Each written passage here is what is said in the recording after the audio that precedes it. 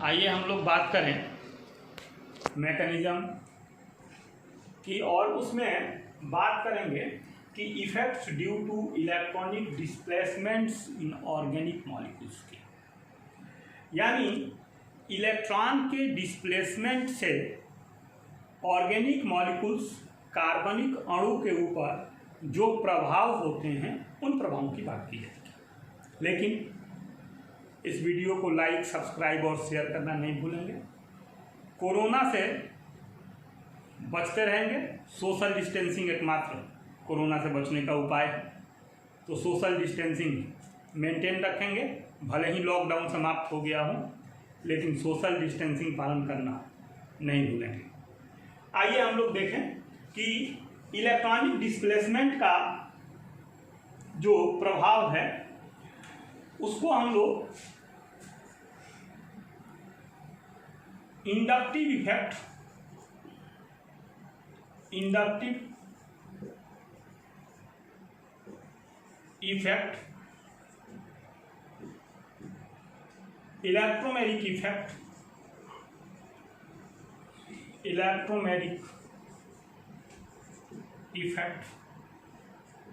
Resonance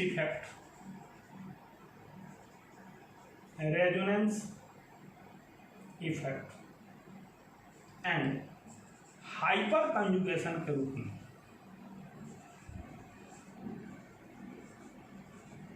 देख सकते हैं। इन बातों को हम लोगों को पढ़ना है, और इन बातों को पढ़ने के बाद हम लोगों को इस बात का ज्ञान हो जाएगा कि इलेक्ट्रॉन का यदि डिस्प्लेसमेंट होता है तो उस डिस्प्लेसमेंट से उस मॉलिक्यूल पर क्या प्रभाव पड़ता है। इंडक्टिव इफेक्ट को हिंदी में कहते हैं प्रेरणिक प्रभाव, इलेक्ट्रोमेरिक प्रभाव, रेजोनेंस को अनुनाद और हाइपर कंजुगेशन को अति संयुग्मन कहा जाता है। तो हिंदी ध्यान रखेंगे, हालांकि मैं हिंदी अंग्रेजी दोनों बताते रहता हूँ आपको। तो इंडक्टिव इफेक्ट क्या है इसको हम लोग जानेंगे। हम लोग एक बंधन को जाने थे, सहसंयोजक बंधन को जाने थे, और इस सहसंयोजक बंधन के कोवेलेंट बॉन्ड को हम लोगों ने दो भागों में बांट करके अध्ययन किया था। एक को हम लोग बोलते थे पोलर, और दूसरे को हम लोग बोलते थे नॉन पोलर। इस इंडक्टिव इफेक्ट को हम लोग पोलराइजेशन इफेक्ट भी कहते हैं। ये दैट इज पोलराइजेशन इफेक्ट, ध्रुवण प्रभाव भी है। तो सबसे पहले हम लोगों को जानना होगा कि ध्रुवण क्या है। तो ध्रुवण जानने के लिए हम लोग पोलर कोवेलेंट बॉन्ड को जानना नहीं भूलेंगे। फिर से मेमोरी में लाएंगे तो हम लोग पोलराइजेशन को जान लेंगे, और जब पोलराइजेशन को जान लेंगे तो उससे होने वाले प्रभाव को जान लेंगे। तो पोलर कोवेलेंट बॉन्ड क्या है, तो बताया गया था कि जब सहसंयोजक बंधन दो ऐसे परमाणुओं के बीच में बनते हैं जिनके विद्युत ऋणात्मकता में अंतर होता है, परमाणु की जगह समूह भी हो सकते हैं, तो जिनके इलेक्ट्रॉन निगेटिव में अंतर होता है, तो इलेक्ट्रॉन निगेटिविटी में अंतर होने के कारण जो साझे के इलेक्ट्रॉन युग्म होते हैं वो अधिक विद्युत ऋणी परमाणु की ओर विचलित हो जाते हैं, जिसके कारण उन पर इलेक्ट्रॉन डेंसिटी बढ़ जाता है, और संगत परमाणु या समूह पर इलेक्ट्रॉन डेंसिटी कम हो जाता है। यह घटना पोलराइजेशन तथा यह बंधन पोलर बंधन के नाम से जाना जाता है। हम लोग इसको देखेंगे आगे। तो पोलर बॉन्ड और पोलराइजेशन क्या है इसको हम लोगों ने अभी जाना। इस पोलराइजेशन में देख रहे हैं ये कार्बन से जुड़ा हुआ हैलोजन है। ये हैलोजन जो होता है वो उसमें इलेक्ट्रॉन एक्सेप्टिंग कैरेक्टर अधिक होता है, यानी इसकी निगेटिविटी अधिक होती है कार्बन के तुलना में।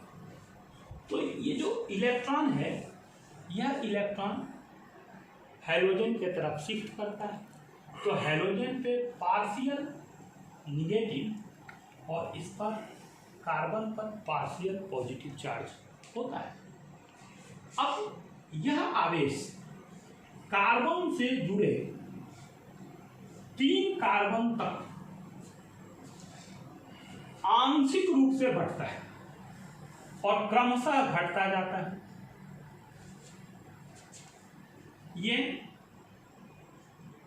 आवेश डबल डैश सिग्मा और ये ट्रिपल डैश, इसके ऊपर ये चार्ज नेग्लिजिबल होता है, नेग्लिजिबल होता है, बहुत बहुत कम। तो हम लोग देख रहे हैं कि यह घटना जो हम लोग देख रहे हैं, यहाँ अभी देखा कि इसके ऊपर आंशिक ऋणावेश, इसके ऊपर आंशिक धनावेश, ये पोलराइजेशन, और पोलराइजेशन के कारण कार्बन पर वो चार्ज होता है, तो यह कार्बन से जुड़े कार्बन पर तीसरे नंबर के कार्बन परमाणु तक बढ़ता है और तीसरे नंबर के कार्बन परमाणु पर इसका प्रभाव नगण्य होता है, और यह घटना इंडक्टिव इफेक्ट या पोलराइजेशन इफेक्ट कहलाते हैं। तो प्रेरणिक प्रभाव क्या है, इसको हम लोगों ने जाना। अब हम लोग जानेंगे इसकी विशेषताएं, कैरेक्टरिस्टिक्स।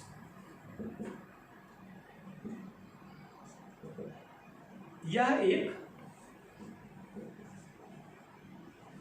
परमानेंट इफेक्ट,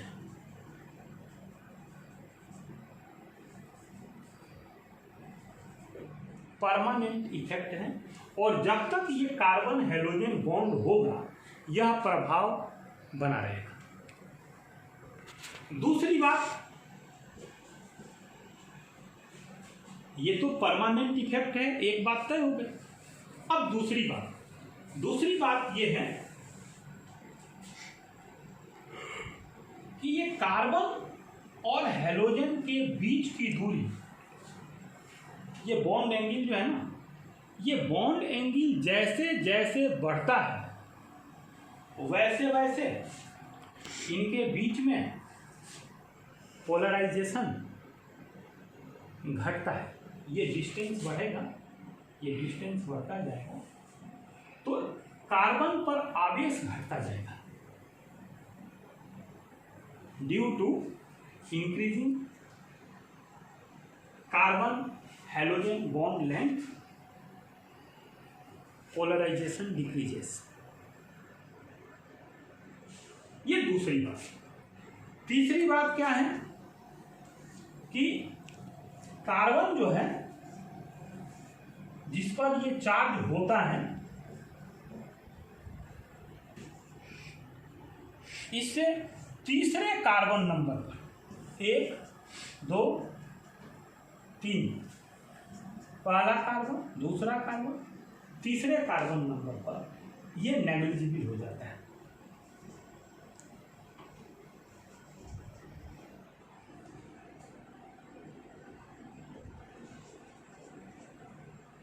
ये नेग्लिजिबल हो जाता है, तो ध्यान रहेगा।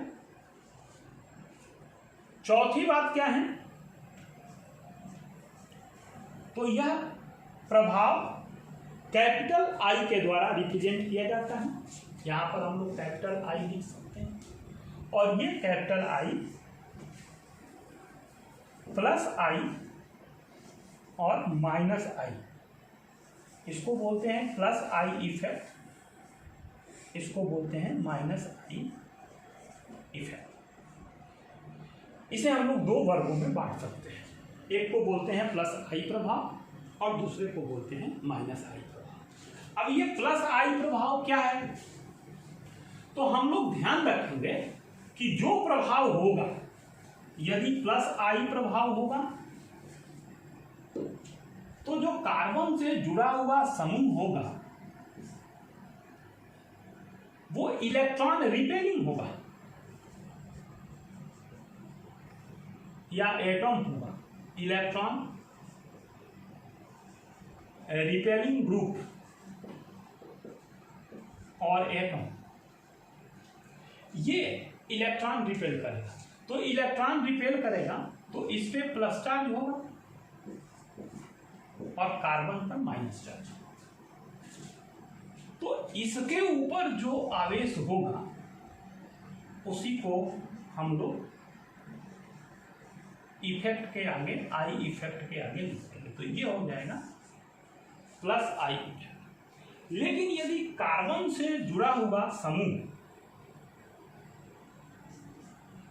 इलेक्ट्रॉन अट्रैक्टिंग हो, that is electron attracting group,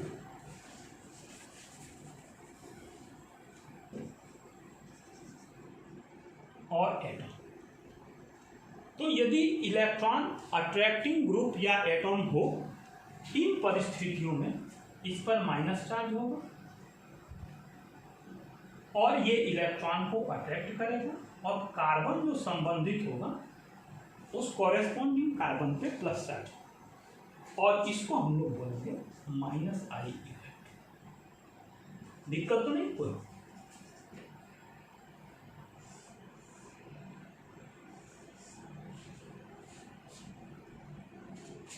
अगली बात,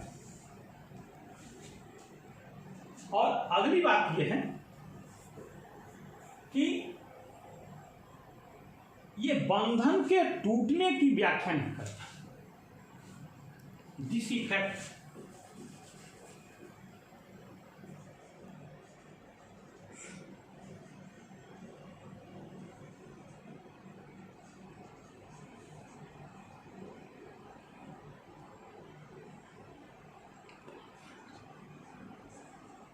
फ्यूजन ऑफ बॉन्ड,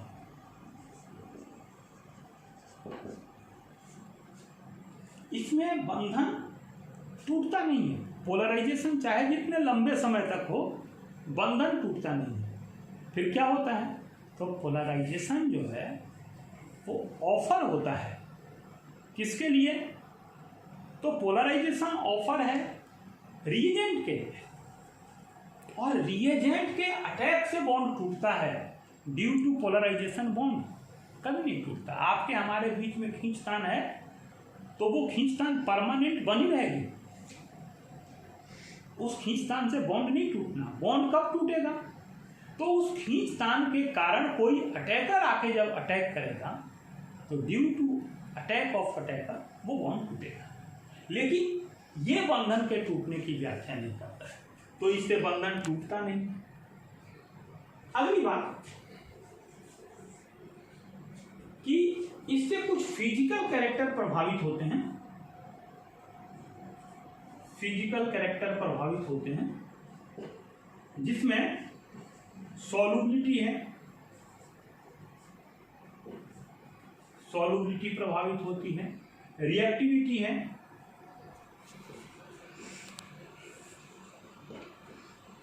रिएक्टिविटी प्रभावित होती है, द्विध्रुव आघूर्ण है, डाइपोल मोमेंट प्रभावित होता है। तो इनको ये प्रभावित करता है और इस पोलराइजेशन के आधार पर हम लोग बहुत सारे यौगिक हैं उनके रिएक्टिविटी की व्याख्या कर सकते हैं, उनके सॉल्युबिलिटी की व्याख्या कर सकते हैं। जैसे अपने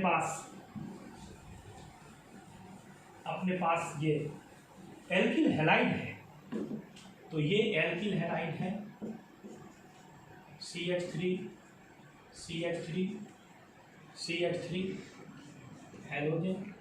ये भी एल्किल हैलाइड है CH3 CH3 HX। ये भी एल्किल हैलाइड है CH3 X। ये भी एल्किल हैलाइड है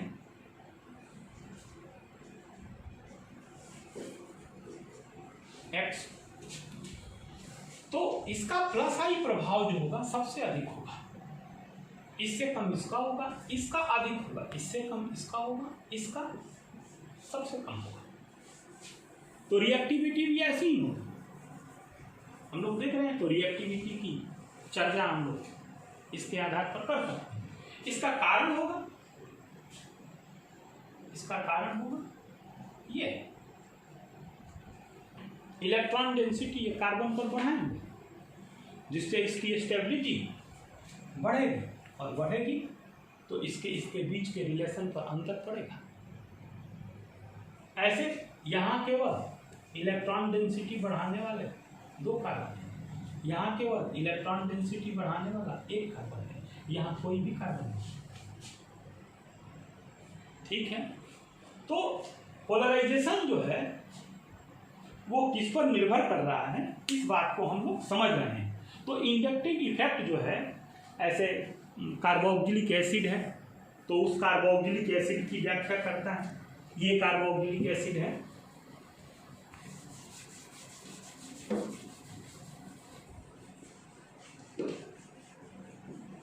HCOOH, फिर CH3COOH, फिर CH3CH2 COOH, यानी इसमें फिजन जल्दी होगा, हाइड्रोजन H+ जल्दी निकलेगा, इससे ये जुड़ गया तो इसकी स्टेबिलिटी बढ़ती जा रही है। इससे तो स्टेबिलिटी बढ़ेगी तो जो एसिडिक नेचर है तो एसिडिक नेचर घटेगा, तो एसिडिक नेचर की भी चर्चा की भी व्याख्या इसके आधार पर की जा सकती है। इसी तरह यहाँ से हम लोग यदि यहाँ CH3 है, COOH है, यहाँ एक H हटा के यहाँ फ्लोरीन जोड़ते हैं, यहाँ एक H हटा के यहाँ क्लोरीन जोड़ दें, यहाँ एक H हटा के यहाँ ब्रोमीन जोड़ दें,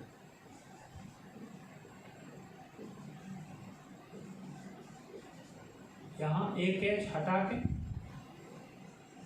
आयोडीन जोड़ते हैं।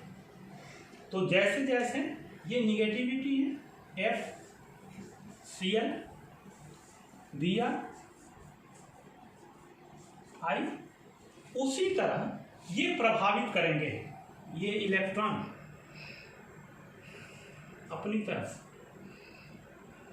लेगा। देख रहे हैं, लेकिन ये इलेक्ट्रॉन अपनी तरफ खींचने का जो जब इससे इलेक्ट्रॉन ये लेगा तो इसका प्रभाव इस पर पड़ेगा, और इस तरह इसकी इफिशियंसी घटती जाएगी। तो हम लोग देख रहे हैं कि इंडक्टिव इफेक्ट जो है वो कैसे प्रभाव डालता है। आगे हम लोग इलेक्ट्रोमैग्नेटिक इफेक्ट को पढ़ेंगे, लेकिन इसको हम लोग ध्यान से देखेंगे। अपने पुस्तकों को भी, पाठ्य पुस्तक को जरूर देखेंगे, और कोई दिक्कत हो तो उस पर चर्चा करेंगे, हमसे बताएंगे, और अगले वीडियो का इंतज़ार करेंगे। Thank you.